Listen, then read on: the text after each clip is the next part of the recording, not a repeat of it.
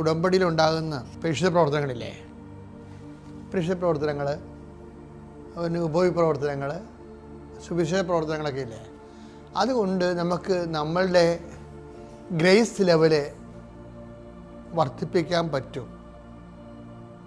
എന്നിട്ട് ഞാൻ acquired grace എന്നൊക്കെ പറയടക്ക്, ആർജിത കൃപ. പക്ഷേ ഞാനതിനെക്കുറിച്ച് അപ്പോൾ അവിടെ എവിടെയോ ഒരു ആർജിത കൃപ എന്ന് പറഞ്ഞപ്പോൾ എൻ്റെ മനസ്സിൽ പരിശുദ്ധ പറയുന്നുണ്ടായിരുന്നു, നീ ഇത് റെക്ടിഫൈ ചെയ്യണം, അത് കറക്റ്റ് ചെയ്യണം കേട്ടോ എന്ന് പറയാൻ.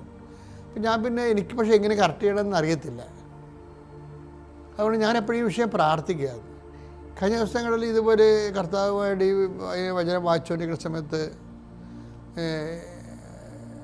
ഞാൻ കൃപയെക്കുറിച്ച് വചനങ്ങളൊക്കെ പരിശോധിച്ച് പ്രാർത്ഥിക്കുമ്പോൾ എനിക്ക് മനസ്സിലായത്, നമുക്ക് ഈ കൃപ ഓരോ കാര്യങ്ങൾ, ഇപ്പം നിങ്ങൾ പറയത്തില്ലേ, 10 രോഗികളെ കണ്ടു, 6 കെട്ടിപ്പൊതിച്ചോറ് തന്നെത്താൻ കൈകൊണ്ട് ഉണ്ടാക്കിക്കൊണ്ട് കൊടുത്തു.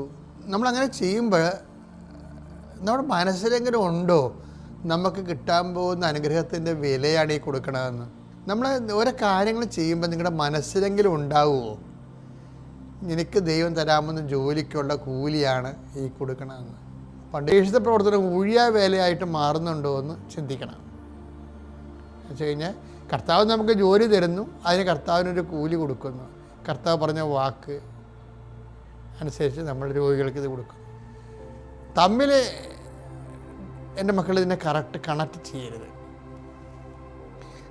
ദൈവം നമുക്ക് തരുന്ന ഒരു അനുഗ്രഹത്തിന് കൂലിയായിട്ടല്ല ഇത് കൊടുക്കുന്നത്, വിലയായിട്ടല്ല കൊടുക്കുന്നത്.